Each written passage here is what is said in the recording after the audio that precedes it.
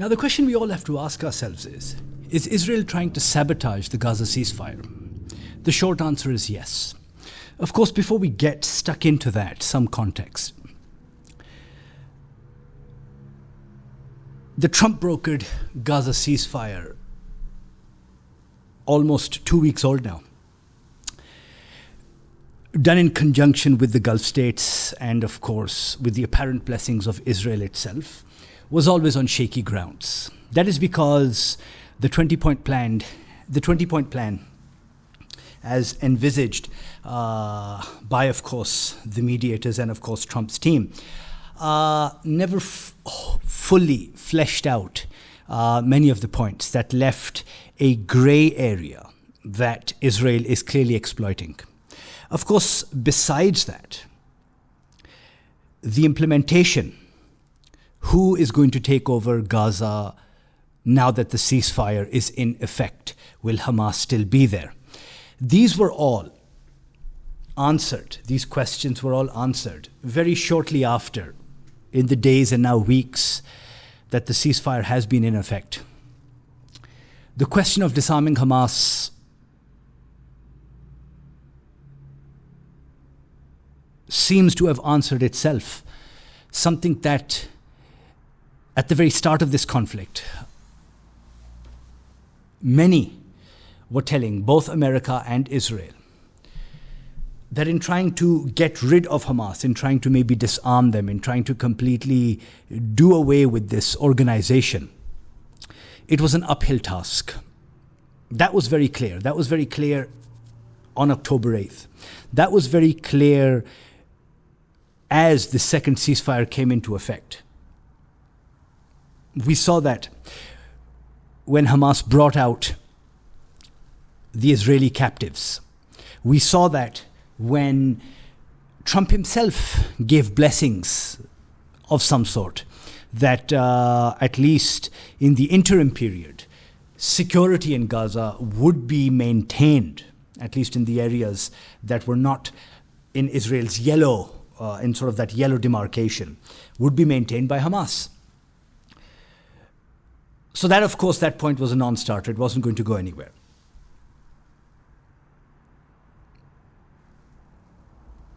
Following this,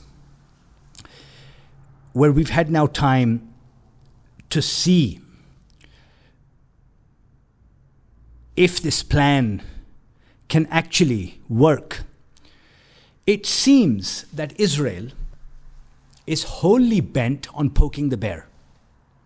The bear in this case, of course, being America. Over the past couple of weeks now, we have seen a flurry of American officials come into Israel to sort of remind the Israelis that this peace plan, this ceasefire, that has Trump's reputation riding on it, will not, cannot be jeopardized. First, of course, it was Steve Witkoff, Trump's personal representative, and his son-in-law, Jared Kushner, who apparently both were instrumental in formulating the peace plan, the 20-point peace plan. We then had Vice President J.D. Vance. We then had Secretary of State Marco Rubio. When you're bringing out the big guns like this, it is clear that even though America has been wholly invested in Israel's genocide in Gaza, supporting it to the very hilt, this time at least, one gets a sense that Trump and his administration want to see this ceasefire hold. They want to see this at least for a month or 2 months, or until, for whatever flimsy reason they can find, they can pin it on Hamas, till Hamas apparently breaks it. Until then, at least, they want this to hold. But we see that Israel, emboldened by 80 years now of unconditional support, we see that it has adopted this strategy of provocation, We see that it was, if you would go back to January when the first ceasefire was called, we saw that it was Israel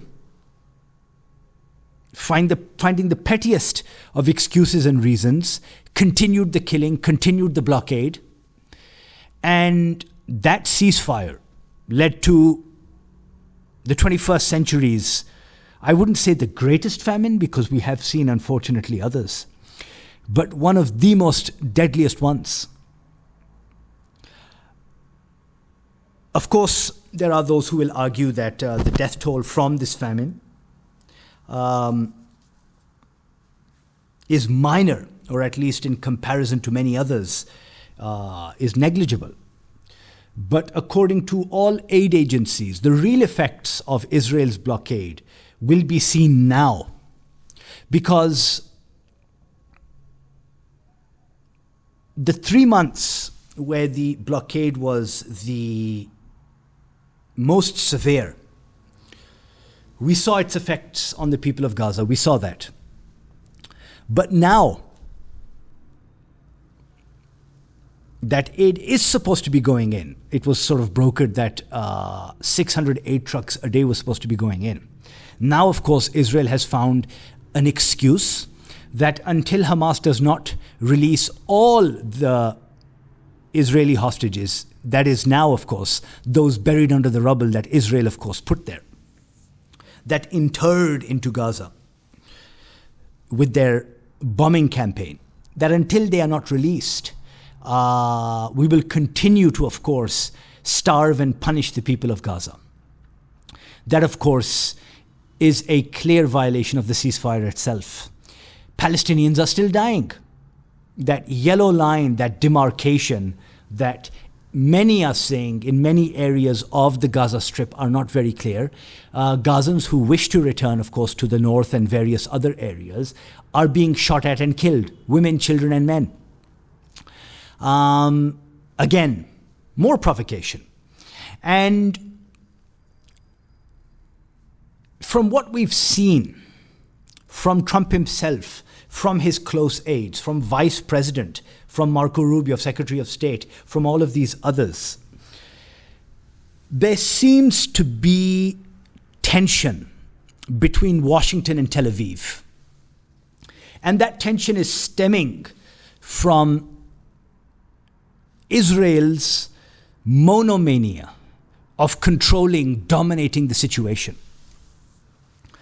We saw that when J.D. Vance was in Tel Aviv recently, the Knesset held a, and I'm putting this in air quotes, symbolic vote to pass a bill, at least preliminarily, a bill for the annexation of the West Bank.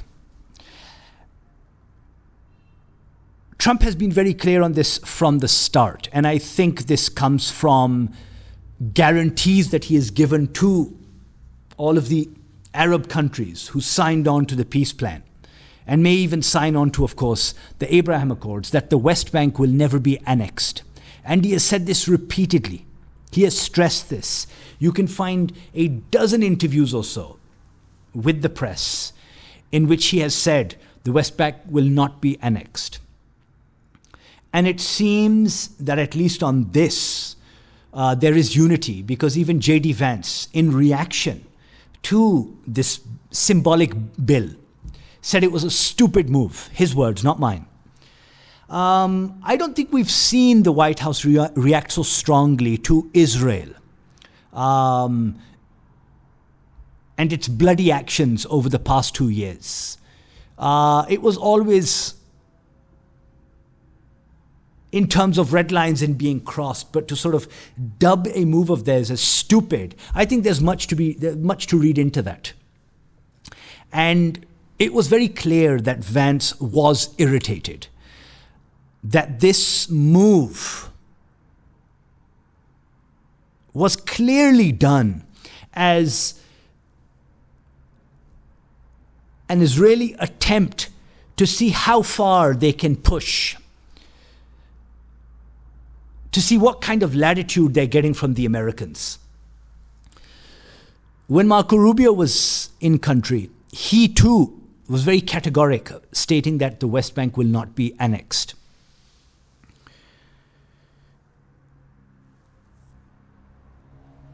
But it seems, and this is of course not to paint Netanyahu in a favorable light, but this coalition that he's cobbled together, it demands submission to his extreme, the right-wing elements within this coalition, people like Smotrich and Ben-Gvir. Smotrich himself was in a recent, because this is another sticking point for the Israelis, about who gets to be involved in the reconstruction of Gaza, in rebuilding it.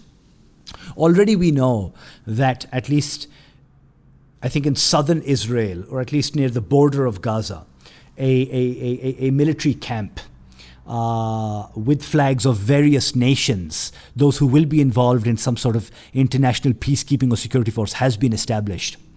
It has been floated, the idea that perhaps Indonesian soldiers, maybe even Pakistani, Turkish, so on and so forth, will be involved on the ground. Apparently, the Israelis have an objection to Turkey being involved. Although we saw recently that Turkey relief agencies were there, their bulldozers were trying to clear out all of that rubble, the mountain of rubble that Israel has created. Now, of course, there is objection to Saudi Arabia. Smotrich said that the Saudis should go back to riding their camels. Of course, he was quick to, perhaps enforced, and the thing is that, crocodile tears were shed. You could see on his face that he couldn't care less about the apology that he issued shortly after. And he was like, I did not mean to say what he said. Of course he meant what he said. Of course, they regard all Arabs in very racist and discriminatory terms. Why the Arabs want to sign on to any Abraham Accords is beyond me. They do not consider them equals. Israel, Zionists, do not consider Arabs as equals. So why would you sign in? Why would you get in bed with them? Why would you sign on to these accords? So the question, as I posed at the start of this episode, is Israel trying to sabotage this ceasefire?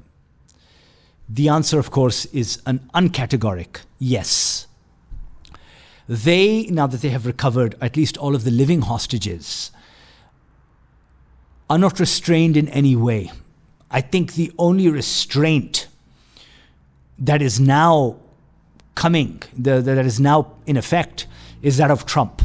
And even though Trump, in his bipolarity, sometimes is neutral towards Hamas, other times is saying, oh, they better do this or we'll give them hell. Now he's given them yet another ultimatum that all of the dead captives must be returned. Egypt, within 48 hours, Egypt has apparently sent in a team to help recover the bodies because, again, they are buried under all of that rubble. So